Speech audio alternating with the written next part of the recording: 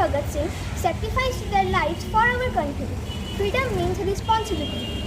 We must respect our country, follow rules, keep it clean, study well and help others, and protect nature. Let us love our country, make it proud. Jai Hind, Jai Bharat. Thank you. Mrinal Gandhi দাসের লেখা কবিতা অন্য ভারতবর্ষ। তোমার কোনো অস্ত্র ছিল না, লোক লস্কর ছিল না, দিগন্ত ভারতবর্ষে হাত বাড়িয়ে দেবার মতো কোনো বন্ধু ছিল না। তোমার ছিল দুর্জয় সাহস, পুরো ধার বুদ্ধি, আর সাদাকে সাদা কালোকে কালো বলার মতো শানিত জিদ। তাই দিয়েই ছুঁয়ে ফেলেছিলে গোটা বিশ্ব। আমরা লোভের ভারতবর্ষে ঈশ্বরের খুঁজব, হিংসার ভারতবর্ষে চোখ ঢাকি দুহাতে। ধর্মের ভারতবর্ষে আমরা পরস্পর শত্রু হয়ে উঠি। তোমার যৌবনের উপবন বার্ধক্যের বারাণসী থেকে পালাতে পালাতে আমরা এমন এক অন্ধকারে এসে দাঁড়িয়েছি যেখানে তোমার ভুবনজয়ী ছায়া পড়ে না, গান বাজে না, ঈর্ষা দ্বন্দ্বে মানুষ একে অন্যের মুখ দেখতে ভুলে যায়। তুমি আমাদের কোন ভারতবর্ষের গল্প শুনিয়েছিলে স্বামী বিবেকানন্দ? নমস্কার।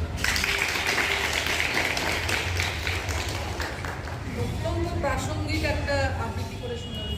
আজ 15ই আগস্ট আমাদের স্বাধীনতা দিবস। 1947 সালে ভারত ব্রিটিশ শাসন থেকে মুক্তি পেয়েছিল। আমরা সাহসী স্বাধীনতা সংগ্রামীদের স্মরণ করি। জয় হিন্দ। আজকের এই দিনে আমরা উপস্থিত হয়েছি, আমরা প্রত্যেকেই জানি এই কারণটা যে আজকে স্বাধীনতা দিবস। আমরা প্রতি বছর এই দিনটা পালন করি। সারাদিন রাস্তাঘাটে এখানে ওখানে তোমরা শুনতে পাবে কিছু দেশাত্মবোধক গান, মানে এগুলো আর কিছু আমরা এইভাবে অনেকেই এই যে আমাদের তেরঙ্গা যে পতাকা অনেকে গাড়িতে সাইকেলে বাড়িতে বিভিন্ন জায়গায় তারা এইভাবে টাঙিয়ে রাখে, সেইগুলো নিয়ে তারা এইভাবে চলে। শুধু এখানেই কিন্তু আমাদের সীমাবদ্ধ হবে না, এর মধ্যেই সীমাবদ্ধ থাকলে হবে না। আমরা প্রথমত যে 1947 সালে 15ই আগস্ট ভারতবর্ষে আকাশে এক নতুন যে সূর্যোদয় হয়েছিল, সেই সূর্যোদয়ের কথা আমরা মনে করব, আর মনে করব সেই সব স্বাধীনতা সংগ্রামীদের কথা যাদের অক্লান্ত পরিশ্রম বা তাদের রক্তের বিনিময়ে আমরা আজকে স্বাধীনতা পেয়েছি। এবং আজকের দিনে বিশেষ করে তাদেরকে আমরা সশ্রদ্ধ প্রণাম জানাবো, শতকোটি প্রণাম জানাবো। এবং আমরা আরও মনে রাখবো যে এই যে স্বাধীনতা যেটা আমরা পেয়েছি, আমরা শুধুমাত্র রাজনীতির মধ্যে যে সীমাবদ্ধ তা কিন্তু নয়। আমাদের মনে রাখতে হবে এই স্বাধীনতা মানে আমাদের চিন্তার স্বাধীনতা, আমাদের শিক্ষার স্বাধীনতা, আমাদের মানবিকতার স্বাধীনতা, এইগুলো কিন্তু আমাদের আদায় করে নিতে হবে। বা কিছু কিছু জিনিস আমরা নিজের মতো করে স্বাধীনভাবে আমরা সেটা আমরা করব বা আমরা এগিয়ে যাব, আমরা ভয় পাবো না।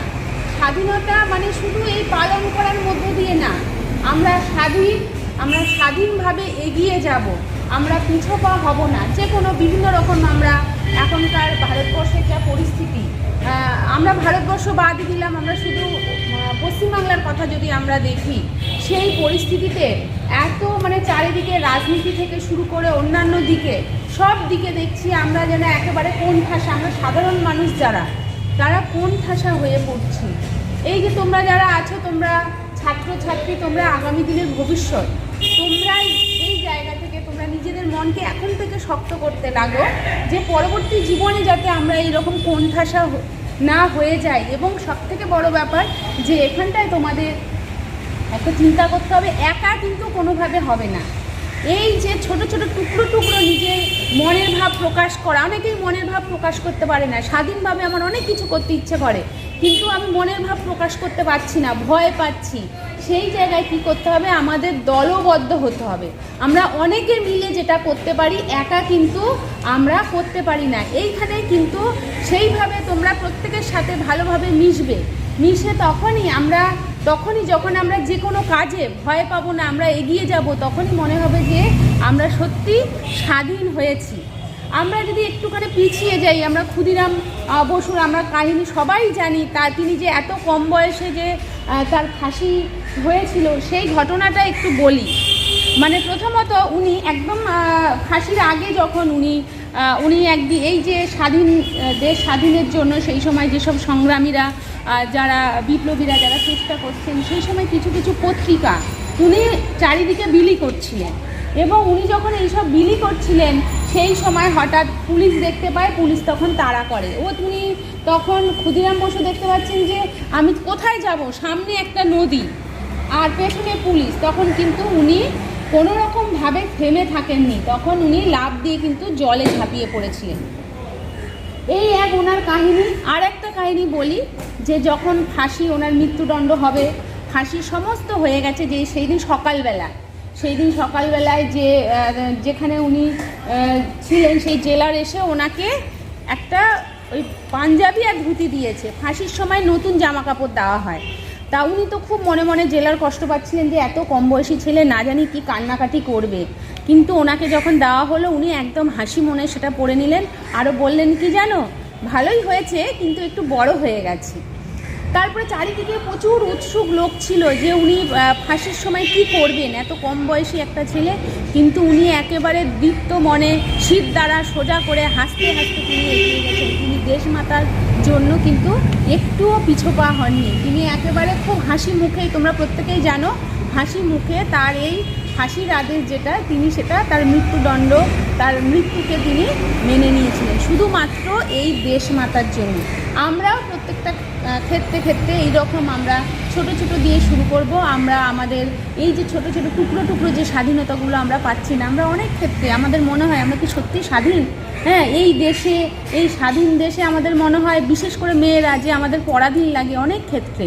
তো সেই জায়গায় আমরা নিজেদের একটু একটু করে এগিয়ে নিয়ে যাব। আমরা প্রত্যেকে একসঙ্গে প্রতিজ্ঞাবদ্ধ হব যে আমরা ভবিষ্যতে কিন্তু এরকম কোণঠাসা হব না, আমরা নিজেদেরকে এগিয়ে নিয়ে যাব, এবং সেই সাহসটা বুকের মধ্যে একটু একটু করে সঞ্চয় করতে হবে। সাহস কিন্তু কখনো একদিনে আসে না, এটা মনে রাখতে হবে প্রত্যেকে।